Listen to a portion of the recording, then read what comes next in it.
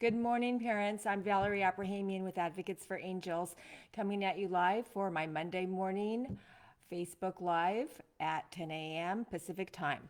I'm Valerie Abrahamian with Advocates for Angels, and I am the IEP navigator. I help parents get the education their child needs to thrive, both in school and in life after high school. And today's Facebook Live is educators are required to provide vigorous virtual program for the 2020-2021 school year. That's a federal requirement for all school districts across the nation, for the states that have remained closed and are providing virtual schooling. They are required to provide a rigorous virtual program, unlike the program that we received in March, April, May, and June of last school year. So the question is, parents, do you know the number of daily virtual instructional minutes that teachers are required to provide? Because there are a required number of minutes per day of live instruction that your teachers are required to provide your child. That's going to be the topic of today's Facebook Live. First, I want to tell you an announcement. Please mark your calendars for September 17th at 5 o'clock p.m. Pacific Time for a advocacy roundtable webinar that I'm providing. We're featuring Judge Mark Levine, a retired special education judge, along with advocates and attorneys from across the nation, so we can provide you information, guidance, advice on how you can ensure that your child's IEP is implemented for this school year. I just got a message over the weekend from a mom. I posted a post talking about parents. IDEA, the Individuals with Disabilities Act, was not waived. Therefore, your child has to be receiving their IEP, which means implementation of the goals, the accommodations, all of your services, the appropriate academic instructional minutes. This is the requirements. And she wrote me a comment and said, can you explain to me, because I don't understand. My son is not receiving anything. He's not receiving any of his services. He's not receiving his IEP. He's receiving no support, and I'm lost.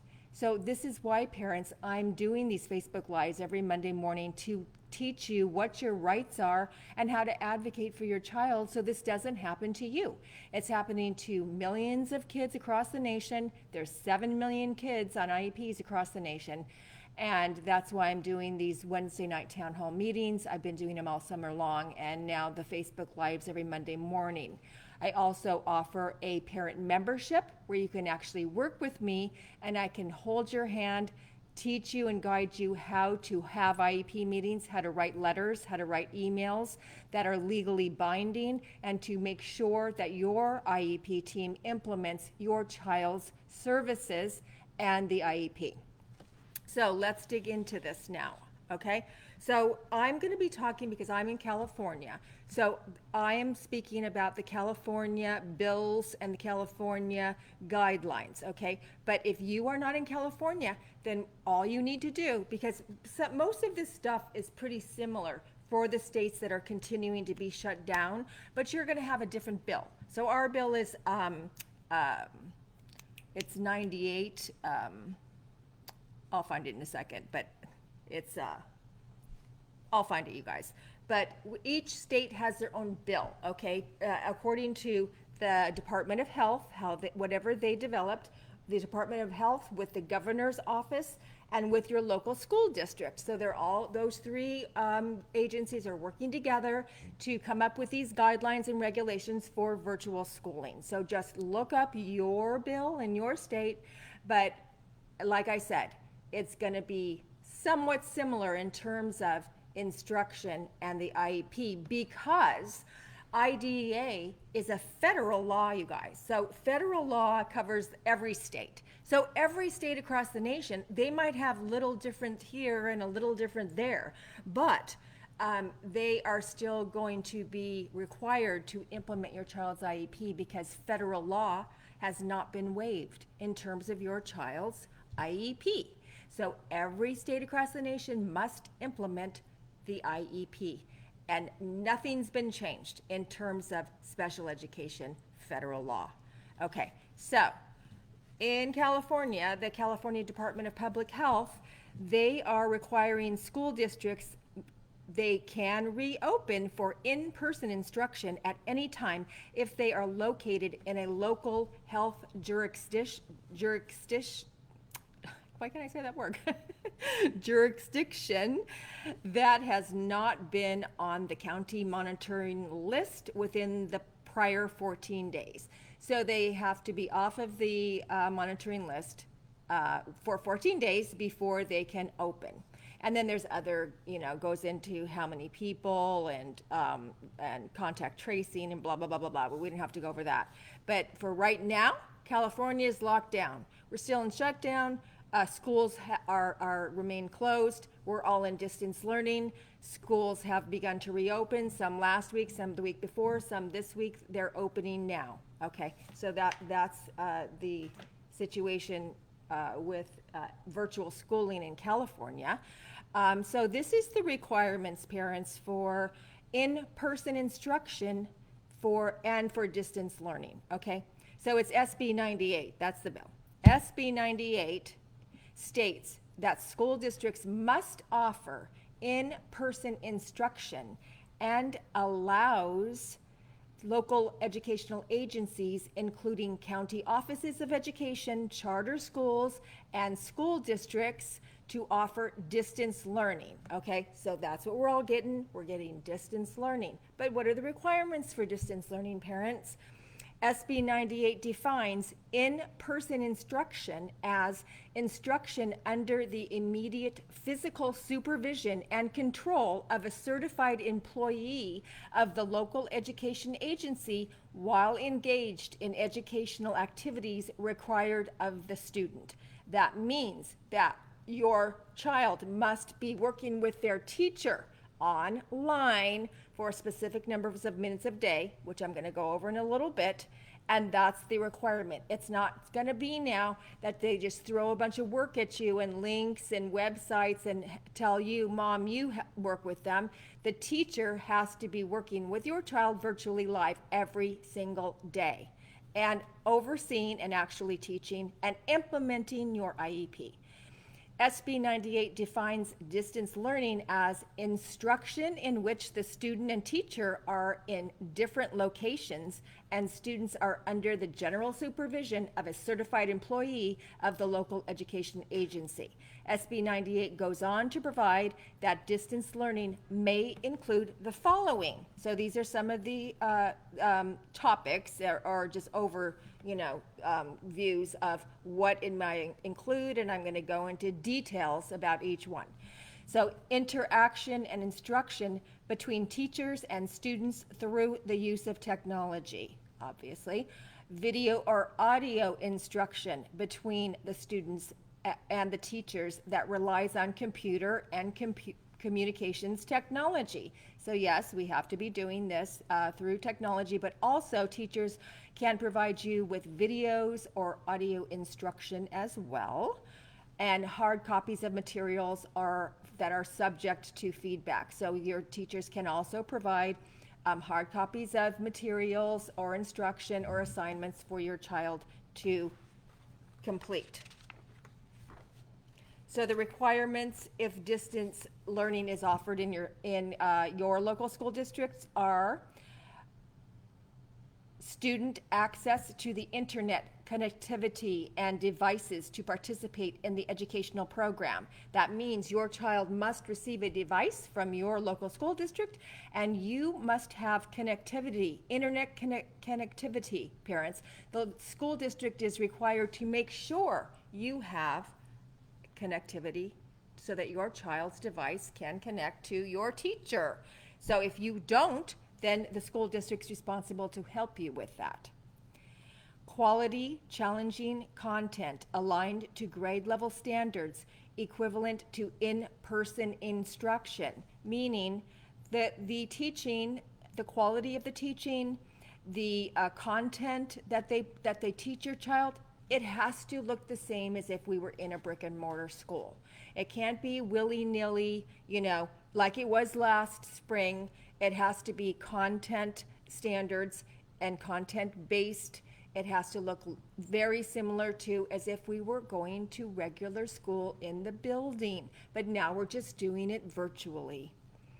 Supports to address the needs of the students. So parents, that means that if your child cannot sit and learn and access and listen to your teacher and follow instructions and do an assignment or actually learn from the virtual instruction your teacher is providing, then the school district must provide you supports to address your child's needs.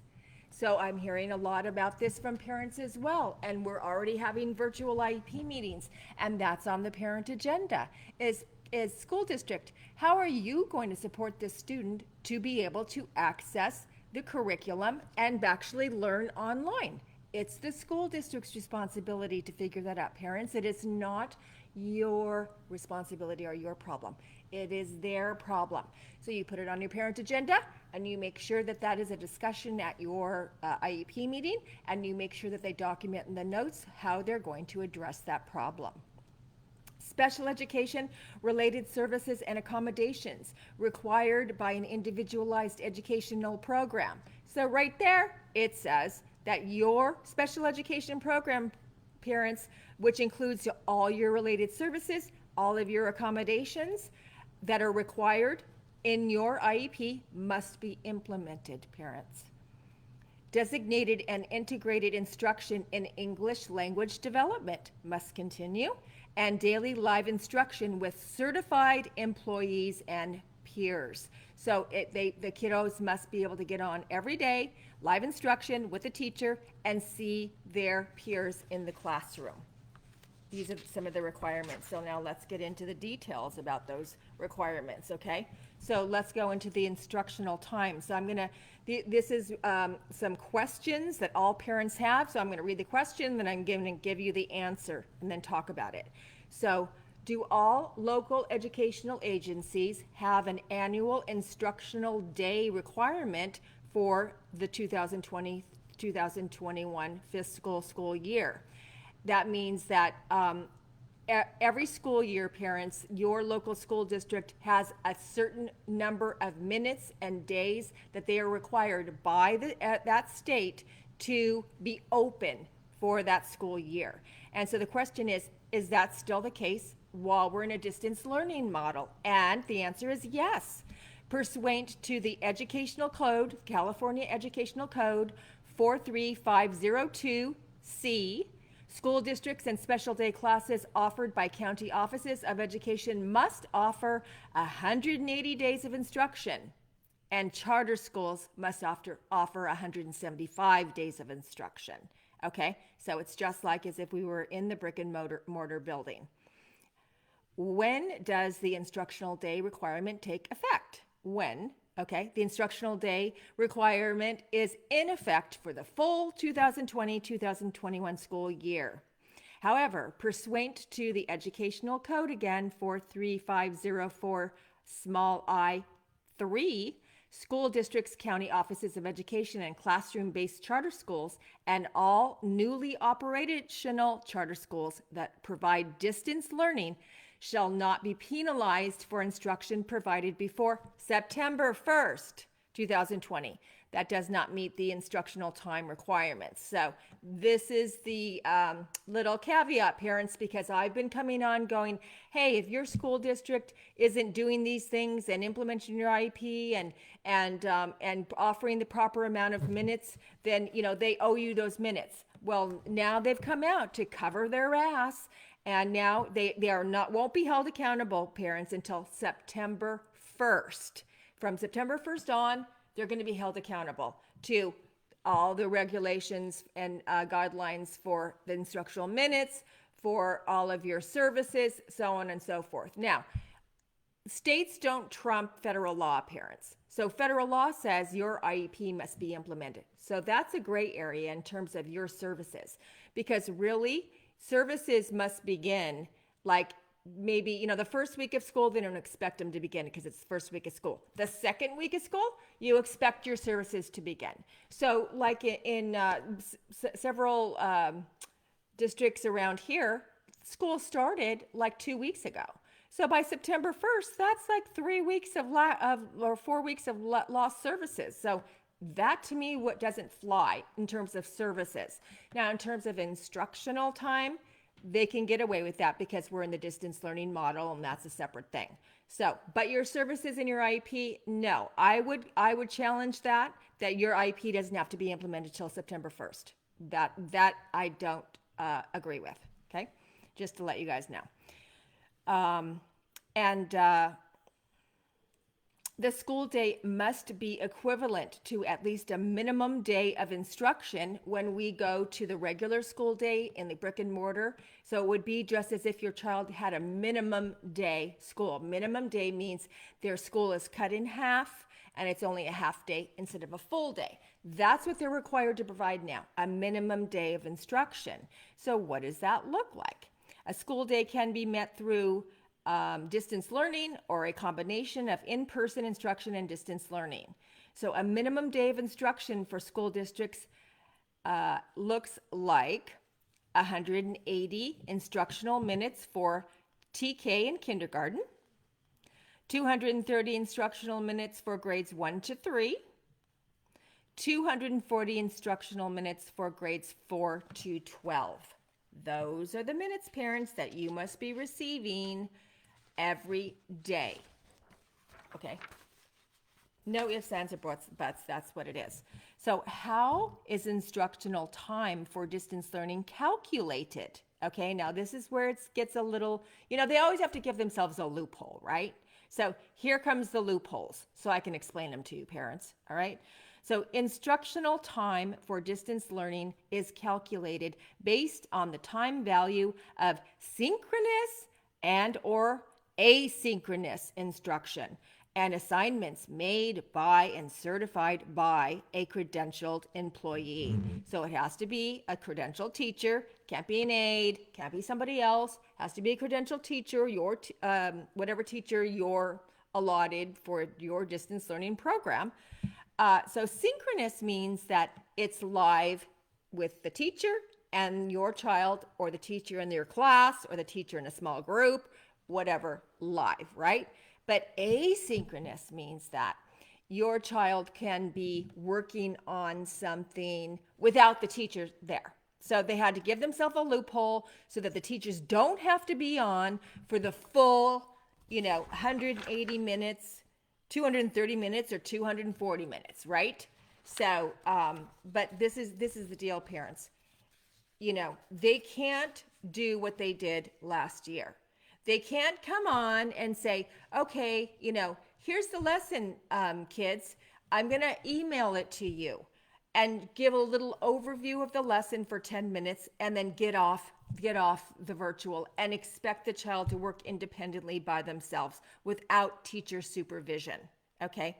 So if your teacher is doing that, then that is not meeting the requirements of instructional time laid out. Okay.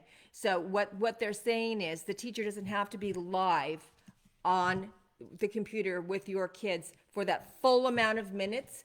But what it does say, rigorous and standards based, meaning she's not going to, or your teacher is not going to teach your child through instruction, through assistance, through modifications and accommodations, and interact with your child. Make sure they're understanding the assignment and really teaching, good teaching, then your teacher is not meeting the requirements. Just put it that way, okay? So they are allowed to, give some time of, go work on that, and that's the last 45 minutes of the 180 minutes or something like that, because that is what they're doing. But just know that if your child isn't learning, we've already had this situation, okay? And we're already addressing it with one of my clients, where the teacher isn't helping the student to understand the assignment. And we brought it up in an IEP, and we were also discussing it with the teacher and saying, look, this child needs more assistance. That they're not going to understand it just by what you're offering. You need to offer more teaching, more virtual live instruction daily, because it's not enough for this child. And you can do the same thing if that's what you're experiencing. Can the minimum instructional day be met through a combination of distance learning and in-person instruction? Yes. Time scheduled under the immediate physical supervision of a certified employee can be combined with assignments made under the general supervision of a certified employee of an LEA, local educational agency, or your local school district to meet minimum instructional day requirements. Okay, so now this is what can happen, parents, if your teacher does not meet these requirements. So this is where you have the power, parents. Pursuant to the Educational Code, California Educational Code, Section 43504, small I, number 1. Now write that down, parents. This is important. Your California Education Code, Section 43504, small I, number 1. If a school district or charter school fails to meet the annual instructional day requirement in the fiscal year of 2020-2021, that school district or charter school will be subject to a fiscal penalty. Okay, so it is a bill that they must adhere to, and must be enforced, and they must comply with. So parents, you have power, you have rights. You can hold them accountable to meeting the needs of your child this school year. You can hold them accountable to making sure your child's IEP is implemented. You get your services. If they're having problems, the district has to address those problems. You have your device, you have your connectivity. You hold them accountable to the daily virtual live instruction. No matter if you're in kindergarten or if you're in junior high, grade school, high school, no matter the age of your child, the same thing applies, parents. IDEA has not been waived. They must implement the IEP, and they must provide the services. Okay? So distance learning, again, may include, but is not limited to interaction, instruction, check-ins between teachers and students through the use of a computer or communication technology, video or audio instruction in which the primary mode of communication between the teacher and the student is online interaction, instructional television, video, telecourses, or other instruction that relies on computer or communications technology, the use of print materials incorporating assignments that are the subject of written or oral feedback. Okay, so now, there's, a lot of teachers are doing those office hours things again, right? And office hours are when your teacher's online for an hour of whatever time of the day. Like the teacher says, I have office hours from 1 to 2. All the kiddos can come and ask me whatever questions they want during that time. And the teacher's just available. So, she's just there. And if a kid pops in, she answers a question for them. That's not live virtual instruction, parents. That's the teacher sitting there answering a question. That's not good teaching. So, that's good. That it's a support, and it fills in for the teacher giving great teaching, great virtual instruction. Now, and the kids are working on their assignments or their projects or whatever they're doing, and then she's available to ask questions, a supplement to her great teaching and virtual provision, but it doesn't replace virtual teaching every day, live teaching every day for those minutes. So remember that as well, okay? So that's pretty much what our topic of the day today, parents. I'll be back next Monday. Please like and share this Facebook Live so we can help more parents across California and across the nation, parents. It's time for us to stand up, parents. We got to put our armor on now, and this is a battle. This is a battle. Our kids are not going to receive their IEP unless parents learn to advocate, unless you know what to do to hold them accountable for your child to receive their IEP Otherwise, it's not going to happen, parents, because most school districts that are in a virtual model are still figuring it out.